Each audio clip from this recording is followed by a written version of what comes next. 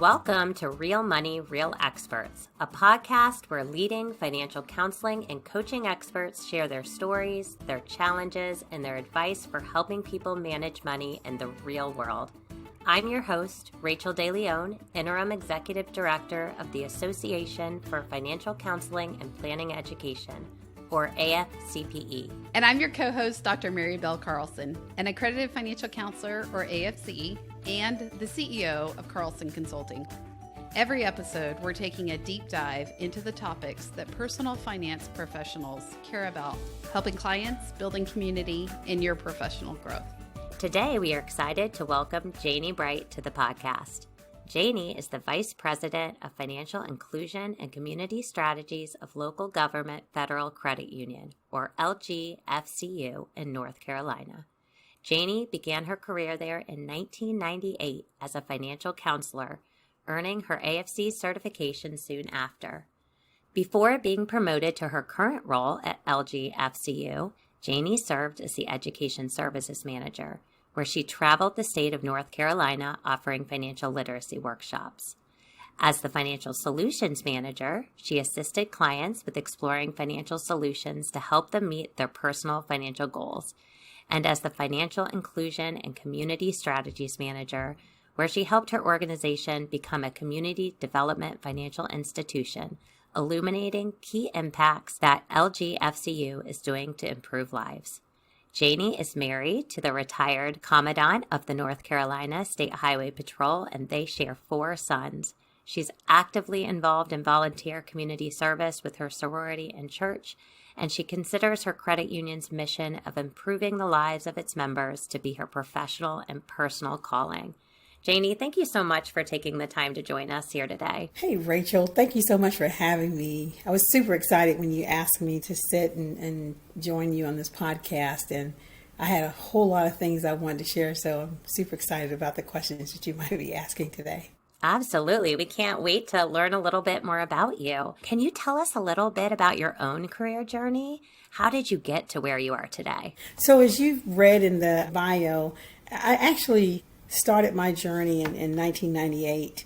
And one of the first things I wanted to do, because it was so important to me, if I was going to be serving our members, I wanted to serve them well. So I started researching organizations that offered accreditations and designations to individuals that might be offering financial literacy. And the first thing I saw was the Association of Financial Counselors and Planning Education, or what we refer to today as AFCPE.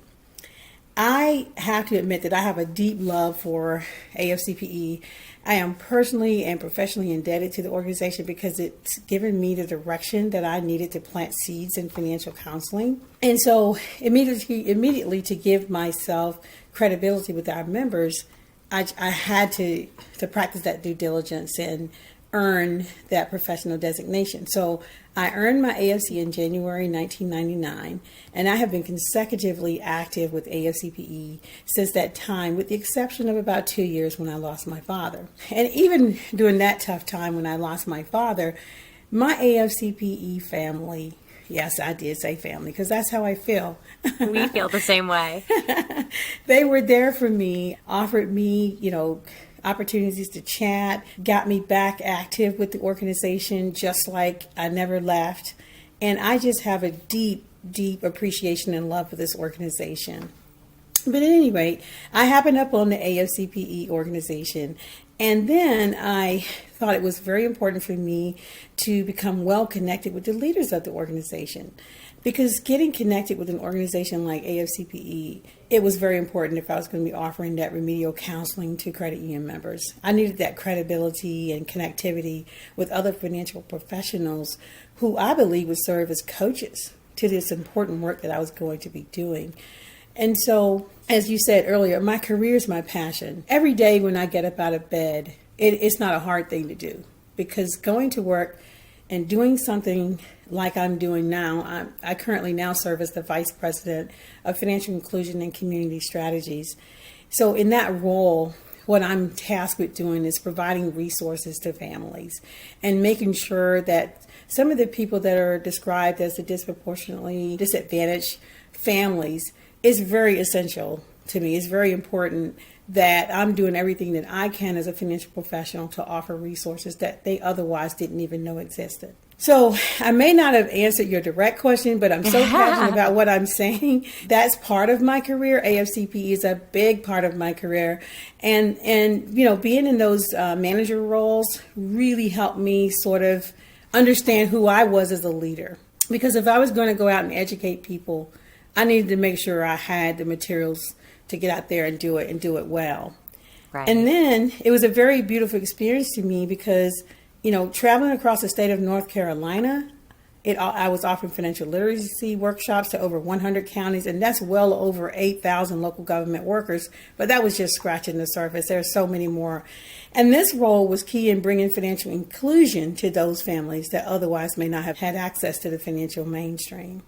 So you could see, Rachael, how it was so important for me to get out there and do all that I can, learn all I can, and then get in there and provide those services to people that just didn't have access to it. So that's why financial inclusion is just so very important to me. Janie, that's so great. And you've had a really impressive tenure at LGFCU since 1998, I think you said. That's correct. And you've held so many interesting roles throughout that time. I'm curious, for someone who's interested in working in the credit union or the banking space, what advice would you give? For me, it was, again, just knowing what I wanted to do. So I served as their very first financial counselor in LGFC. But prior to that, my story is very similar to Annie Adinas. And I started my career with the credit union as a teller. And that was by choice. I was offered a loan officer position, but I wanted to be a teller because I felt like it was very important to really understand, like, what are some of the concerns that people bring to the credit union or just to the banking arena? Because so many people just were not balancing those checkbooks correctly. They were thinking that somebody was taking their money. I mean, we've all heard those kinds of stories, but it was really not that at all. So just working in that capacity helped me to understand what are some of the main causes of financial problems. And it's just not managing the finances well. So yeah, I mean, I've been in the credit union since 1998. But one piece of advice that I would give someone is to just go in there and learn about the organization that you want to work for. Credit unions are great organizations to get a start, actually. And then get connected with an organization like AFCPE because they provide so many services for aspiring financial literacy and coaches and counselors and even planners that want to provide this type of service. So just getting out there, understanding, the credit union and how they can, help you get to where you want to be, and then how you can help the credit union become a better organization. I love that answer. And I think that's so important for anyone starting out, just to be in the space and really listen and start to understand the concerns that people have. I think oftentimes there can be a disconnect between the teller and the executive leadership at the top. And how do you learn by doing and bring that into the organization? I think that's so smart. It is. And credit unions are just different animals all the way around because we do listen to our members. We want to know what their concerns are. So when we have our annual meetings, we open the floor to hear from them. And a lot of them now are speaking up, and then we're taking their concerns in and creating new programs and services to address those needs. Absolutely. I really love the way that credit unions are really focused on community and the impact they can have. I'm curious how becoming an AFC has enabled you to better work with the community and enhance that impact. I have to just really think back to when I first became an AFC. You can't build community with anyone or any organization until you understand those community needs and concerns. So the AFC taught me that the only thing that's different between one person and another is their situations. So learning about those situations really equipped me to help my credit union become a community development financial institution. Because now I could look at all those concerns that I've dealt with the various members who brought their concerns to me, and I could create programs. And those programs could be better served in the community. So it really helped me put a focus and a lens on doing better and doing well by doing good. Janie, one thing our listeners may not know about you is that you previously served on AFCPE's board and as our treasurer. What would you say to a listener who might be interested in serving on a nonprofit board? So I would honestly say, Rachael, that nothing beats a failure but a try. When I first became a member of AFCPE back in 1999, I was just overwhelmed with the group. Overwhelmed in a good way, though, because it was a small group, but they were just so caring, and they were so welcoming. And so, as I said to you earlier, that's the first thing I did is I wanted to learn the leaders of the organizations, because these folks would serve as my coaches. And it was just going out there, getting to know the leaders of AFCPE board. These people were just so open. And so it just made life a lot easier for me. So my advice to someone who wants to serve is to just go and introduce yourself. Don't be afraid. If you see someone, just stop and put your hand out.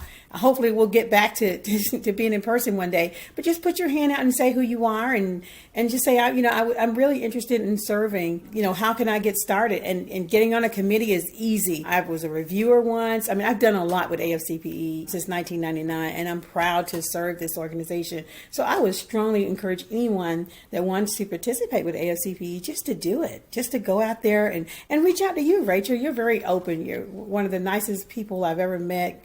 I'm just so excited for you in your new role. And so I would just say to people, reach out to Rachael De Leon. And Rachel, you'll probably put them in touch with someone who can get them right on their way, right? Absolutely. Janie, that's such good advice. And I know, with us not being in person the last couple of years, that does make it a little harder to feel connected. But I just really want to encourage people who are listening, whether you're involved in our membership, our certification programs, we have so many virtual opportunities, and sometimes it may feel out of your comfort zone, but I just invite you to lean in and reach out. We are all about connecting here. And so as Janie said, you can send me an email. I will get you connected, whether that's someone on staff or within the membership to support you. Janie, I don't know if you've been on our Connected Community message board yet, but I do think that is a really just new and interesting way to get some of those questions answered and really network with people outside of that, what I like to consider our family reunion every November, wherever we're located for Symposium. Absolutely. I was just going to say, I have no issue to this day finding folks to connect myself with as well as share stories and learn from each other. Every year at the Symposium, even though it's been virtual, you guys have created very innovative ways to get to know folks. So, I've been participating in the little competitions, trying to figure out how you get to the top, and then people recognize who you are. It's just been great. And the in-person symposiums were stupendous, but doing the virtual ones have been even greater. So just like any other organization, you guys create financial inclusion just by virtue of who you are. And so you bring people together, those folks come together, they learn together in a virtual environment, and you're just shifting and pivoting and creating these ways for folks to just connect. It's just a great connection. And just one last thing I wanted to mention is that being a part of the AFCPE and holding a membership with the organization is definitely essential to my professional standing. I look forward to the symposium every year, and I enjoy serving as a mentor. And still to this day, I also receive mentoring. So thank you for that connection, Rachael. Yeah, I love that you bring that up. And I'm going to give you a little shout out there too, because Janie very generously last year was very involved in our symposium and actually paid it forward. She won a prize for being so active within the virtual environment. And instead of using that registration for herself, she paid it forward as a mentor. And so doing something like that is really outstanding. And I just really appreciate not only have you seemed to gain a lot from AFCPE, but you really give a lot back. And we really appreciate that. Well, thank you, Rachael. I think anything starting with purpose sort of puts you, it's that critical first step. And to me, AFCPE sees people first.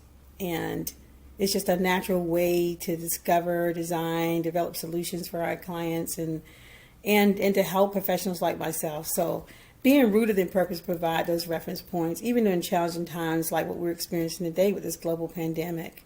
Most of us have pivoted, made necessary shifts to address the needs of people, and AFCPE continues to do that. And I think you do it because it's in your DNA. Well, Janie, you did talk a little bit about AFCPE and our passion for financial inclusion, but I know this is really something you're passionate about as well, and you touched on it a little bit earlier, but I'm curious, how do you define financial inclusion and how are you advancing this work in your current role within the credit union? Sort of like what I was saying earlier, to me, financial inclusion is sort of an avenue to build community, and you do that via innovative avenues for all human beings. And you do that so that they can access the financial mainstream and do so affordably. For me, it's also illuminating the impacts of what financial professionals do to help their clients make better money decisions. And so I see AFCPE as sort of like an incubator for these types of financial leaders. And so, like I said before, adding AFCPE as a resource for financial inclusion is also key. When you think about the unbanked and underbanked population out there, they use alternative methods for financial transaction. That's very expensive and time consuming for them. But something like a basic need that we take for granted, like staying in a hotel or replacing tires on your car, these are all difficult and sometimes impossible things that folks that are unbanked or underbanked experience. And it makes, paying bills very difficult for them. And they pay high fees for checking accounts or even just make a deposit. It just makes it so terribly hard for them. So having an organization like a credit union providing financial inclusion is essential to me. It is my passion. It's making sure that everyone has access to affordable financial services, Rachael. This is what gets me out of bed in the morning. And I consider myself to be a passionate credit union employee.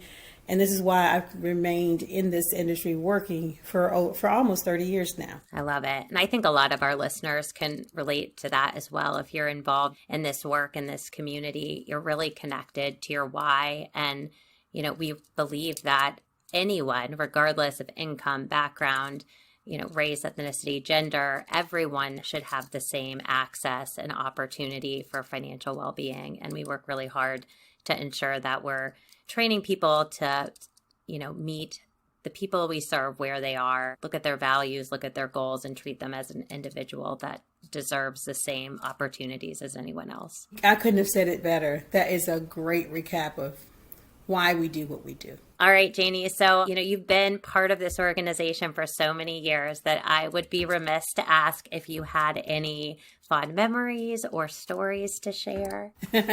Putting you on the spot. Yes, I do have some fun memories to share. One of my most fun memories, I would tie them together. One of them was it was a strategic planning gathering. Uh-huh. And we all had to get together as a team and we came up with these recommendations. And I created what we refer to as AFCPE Connect Anytime. Yeah. And back then we were all meeting in person. And I thought, why don't we have a virtual process? This is what we need as an organization. We have to be innovative and we have to be open to change. And look at us now. So that was one of my greatest, fondest memories. But another one is one that I will always cherish, and that was meeting Cecilia Hayhoe. She was a former AFCPE president. And when I was sitting at dinner one day and I was talking with a friend of mine about some challenges that I had, working in the field and how I felt like we needed some, like a counselor needs a coach or a coach needs a coach or whatever. And Celia just got up with her cane and walked over to me and she said, well, if you don't ask for a coach, you won't get one. And I said, are you offering to be my personal financial coach? And she said, here's my card. Give me a call anytime. And it was the best thing that ever happened. And I wrote her daughter a poem because Cecilia was very, very important to me. And she always will be. Oh, I love that. March is Women's History Month. And as we're sort of thinking back on the meaning of this month, it is incredible how many strong, really incredible women helped build this organization. And Celia Hayhoe was certainly one of those. Absolutely. Absolutely. Janie, at the end of each interview, we like to get the guest's 2 cents or your biggest takeaway for our listeners. If you had one piece of advice to offer our financial professionals, what would it be? So I would suggest to our financial professionals to always remember that the only thing that separates us from others are our situations. When situations change, we pivot and we shift accordingly. And always remember that people that are in those situations wake up just like we do. They go to sleep just like we do. They're no different from us. The only thing that makes them different are their situations. I love that. It's so powerful. Janie, thank you so much for being on the show today. If our listeners want to reach out, where can they connect with you? They can call me directly, actually, or they can reach out to me at janie.bright@lgfcu.org. Wonderful. Thanks again, Janie. Thank you, Rachael. Thanks to everyone that tuned in today. It was such an honor to interview Janie. She's been such a long-time active member of the organization and offers so many great insights on her work in the credit union space and within the community. For anyone who's been enjoying this series, I just want to remind you that our career week is the last week in April. And at the end of that week, we will have a virtual connections fair where you can meet with different employers to find experience hours to earn your AFC or look for new jobs and opportunities within the field. So we encourage you to visit our website, check that out, and tune in next time. Thanks so much.